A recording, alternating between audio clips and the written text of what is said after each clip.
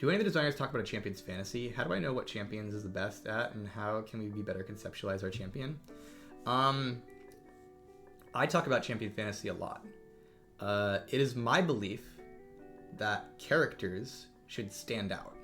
And what I mean by stand out is not that they should be 200 years of game design, totally broken, make everybody else feel terrible because they're just the best at everything.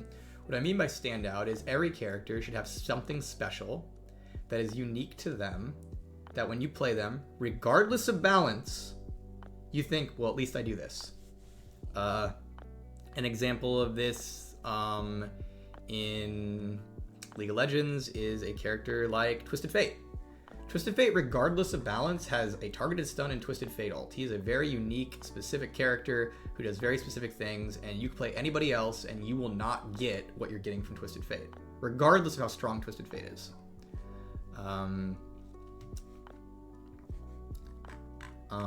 Another example is SYLAS. SYLAS ult stealing, right? Regardless of what SYLAS's base kit is and how strong that is, there's no other character who's going to give you that experience of grabbing ults and using them to beat up your enemies and winning every single game against Malphite. No one else is going to offer that for you.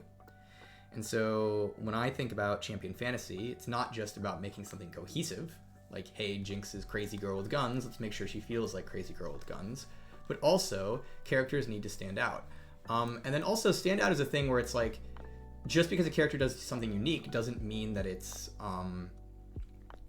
enough. Like, sometimes a character's unique thing, it also has to be worthwhile. This is different than saying it's balanced. Like, you know, one way to make it worthwhile is to make it very, very strong for what it's worth, but it also just has to be something that, like, can win, like, can do useful things in the game. So, like, as an example,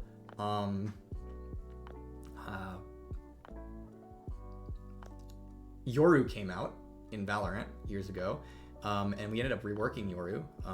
Ryan Kusart did that. Raikou, incredible designer. Worked on him with Neon. Great guy, really cool. But there's a character that he made originally called Yoru in Valorant, and Yoru does a lot of unique things. But the problem with Yoru is that none of those unique things, when he came out, resulted in, like, real in-game power. And I want to be clear, what I'm not saying is Yoru lost most of his games. What I'm saying is none of the things Yoru was doing were identifiable as a player as something that would actually cause him to succeed, which is different than, like, Yoru has a 55% win rate or something like that. And so then Raikou did an update on Yoru that made his spells, I would argue, like, function in powerful ways. Function in ways that, like, if you did them, you're like, this is how this will be useful and actually give me, like, a real advantage here. Right? So there's things that a character can do that are unique and special to them, but if they don't really output in a way that causes you to be like, and this will cause me to succeed in the game, like, it doesn't actually, like, really add much. Neeko is a great example here, actually, in League of Legends. Neeko's passive originally when it came out was somewhat useless. You could turn into other champions, but if you were playing against anybody who knew what they were doing, the end result of turning into other champions was actually just nothing. It didn't actually output in a useful way. And I think that actually is one of the reasons that, you know, when Neeko came out, she, like, eventually kind of suffered. It's just like, well, her unique thing that should make her feel special doesn't really do anything for her. And then Phlox came and he updated Neeko's passive, and now Neeko's passive is quite useful. There's a lot of tricky things you can do with it that make it so when you're playing Neeko, disguising his things is a positive EV play that will cause you to succeed. And so it's just a thing where it's like, characters should do things that stand out and are special to them and unique to them that you can't get elsewhere, but then those things also have to be actual worthwhile things to do in the game, I guess, is this, versus just, like, silly stuff. But yeah, that's kind of the idea there. And this is actually the flip side of this. This can be the danger of balancing a game too much around the playing against experience. I'm gonna get flamed for this one. So sometimes folks will come in and be like, August, why did you make your character so unfair? And it's like, I want to be clear. I don't deliberately try to make my characters OP. I don't deliberately try to make my characters, like, unplayable against. It's important characters have counterplay. It's important characters, you know, when you lose to a character, you can look at it and say, here's how I can succeed next time. That is incredibly important. But it's also important that your character is designed to succeed. Your character has things that are for them that they can win with. And so sometimes when a character is designed too much around everything on it having success cases for the opponent and not for that character, you get into a spot where that character just feels like they can't do anything and they're kind of useless. Original Taliyah had this problem.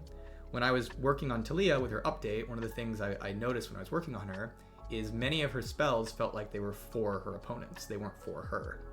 She had all these different rules and conditions on her spells that was basically like, here's all these things you jump through to do this because, you know, that makes you fair to play against, that gives you the good game plays.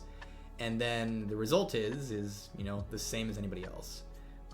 So one of the things, like, I was like as an example of Taliyah's E originally didn't stun people when they dashed through it. And the reason I added that stun is because it felt like it wasn't actually good at stopping people dashing. And that's what the spell promised. Taliyah's E promised, hey, I put this zone and it is powerful against people who dash. And then the end result was Yasuo dashes through your E and kills you. And I was like, well, it's not really giving you what it's promising in any like real way. And then you might be like, well, August, now it's OP, right? Because it's, now I just stop Yasuo, and how's that fair for Yasuo? And it's like, well, sometimes Yasuo should suffer. Sometimes that dashing character should fail. And it felt like, whether or not this is correct in the long term, but it felt like to me that Taliyah's E is supposed to be a spell like that. It's supposed to be a spell that says, hey, and if you're the dash character, I win in this situation.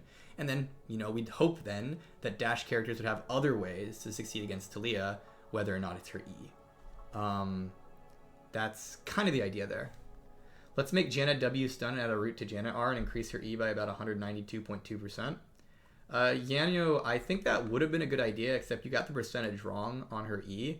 It needs roughly a 212.7% increase to be effective. So good try, but you still got a lot to learn. The KAYLE rework was a total failure. Old KAYLE was more balanced, viable in every elo, not oppressive, and also took more skill to play. Yeah, she also was one of the league's least popular champions. So despite you saying that old KAYLE was better, the vast majority of League of Legends players would tell you, no, she wasn't. Also, saying old KAYLE was more balanced is a little silly to say, because old KAYLE, to be good, and by good I mean almost not played ever at all, old KAYLE had a 54 to 55% win rate. So yeah, that's another thing to note is old KAYLE was a champion who sat at 54 to 55% win rate and was played incredibly infrequently. You're totally fine to criticize the KAYLE rework. I definitely look back at the KAYLE rework and think of like a lot of things I would have wanted to do to improve her or fix her. But I think it is just completely incorrect to say that old KAYLE is better than new one, because old KAYLE was a character who had one of the highest win rates in the game while having one of the lowest play rates and lowest pick rates. So you can say players liked that, and I would argue that the majority of players quite voted with their playtime to say no, they didn't like old KAYLE and did not enjoy playing her.